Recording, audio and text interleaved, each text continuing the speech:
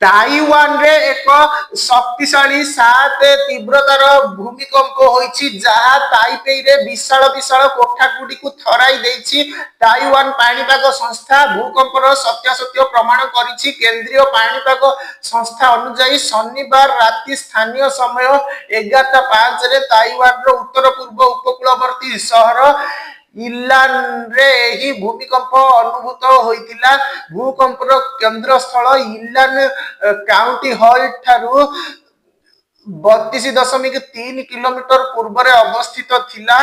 Taiwan रो जातीय अग्निशम संस्था अनुसार क्षयक्षति आकलन करा जायछि। भूमिकंप पर सुनामी रो कौनसी आशंका नाही। भूमिकंप विलंबित राति रे होइतिला। अग्निशम संस्था एक्स रे एही रिपोर्ट करिछि।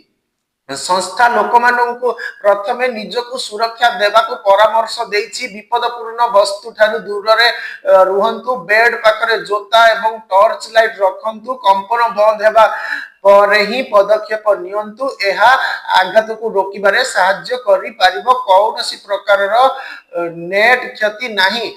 ताइपे प्रशासन कहिछि जे भूमिकंप रे कौनसी मृताहत किंबा क्षयक्षतिर तुरंत रिपोर्ट नाही। स्थानीय गणमाध्यम रिपोर्ट करिछि जे भूमिकंप रे ताइवान रो राजधानी रे कोठा गुडीक थरी उठिथिला। समग्र ताइवान रे एही भूमिकंप अनुभूत होइथिला।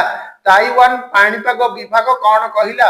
ताइवान पाणीपाग संस्था रिपोर्ट करिछि जे बुधवार दक्षिण पूर्व उपकूलवर्ती काउंटी ताइतुंग रे 6.1 तीव्रतार भूमिकंप घटिबार 3 दिन पर एही नूतन भूमिकंप रेकर्ड करा जायछि।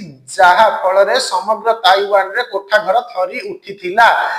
एहार गभीरता 11.9 किलोमीटर माप करा जायथिला। काओसियोंग समेत ताइवान रो अनेक स्थान रे एही भूमिकंप अनुभूत होइथिला।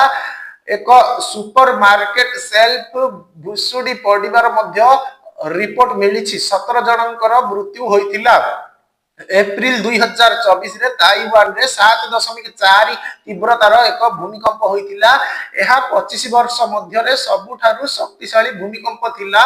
एथिरे अति कम रे 17 जनकर मृत्यु होइथिला एवं भूस्खलन मध्य होइथिला।